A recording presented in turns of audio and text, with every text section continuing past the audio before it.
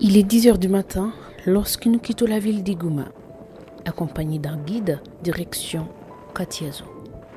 Ce village, situé dans la province du Sud Kivu, en territoire décalé, est confiné au-delà de ses collines surplombant la cité de Minova. Au moins 2 heures en train de grimper avant d'arriver au sommet. Le seul moyen de transport, ce sont des motos. Et aussi, vous ne pouvez pas vous permettre les luxes ici. Sur une moto, pas moins de 2 personnes, sinon faire le pied. Au sommet, nous sommes accueillis par Désiré, un des notables du village qui accepte de nous accompagner dans notre exploration.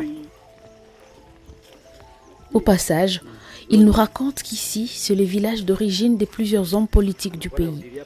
Leurs ancêtres y sont enterrés, dit-il. Et dans ces villages, ce sont les femmes qui dirigent le panier de la ménagère.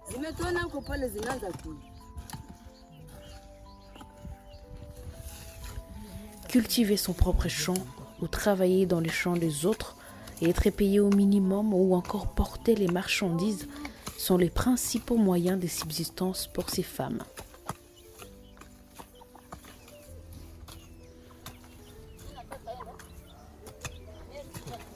Après la guerre, pas un seul projet ni organisation humanitaire en vue. Et pour trouver une école, il faut descendre jusque dans la cité de Minova. Dans ces villages, l'agriculture reste ainsi le seul moyen pour trouver de quoi manger. Et cela malgré les conséquences directes de la guerre sur les cultures.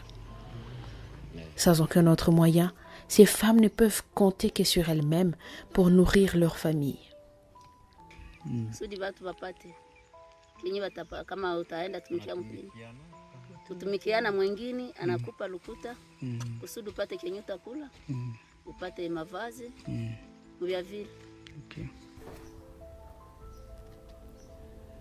Le café et la banane sont les 2 cultures qui prospèrent et semblent être la spécialité dans ces villages.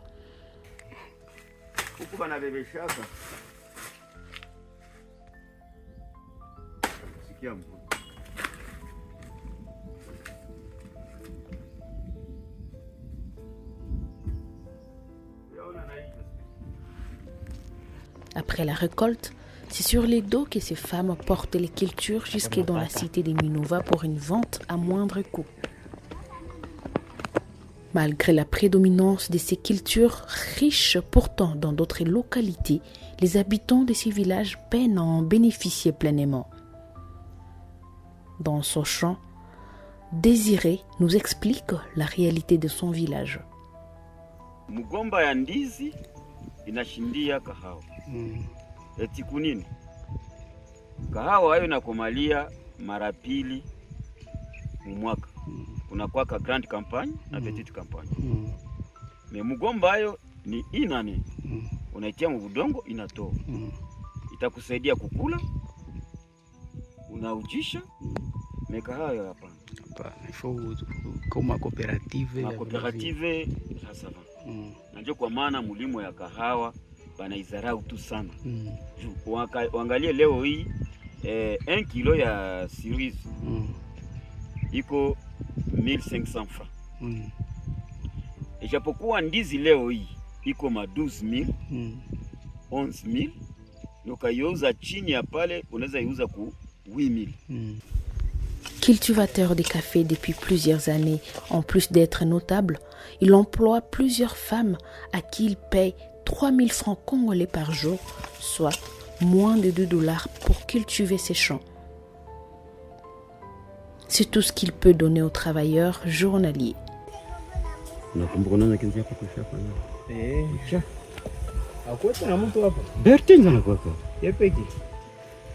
Désiré est en train de migrer vers la culture de la banane. Il pense qu'à ces moments, c'est moins décevant que le café. Et depuis cette virée, il commence à obtenir des résultats plutôt encourageants.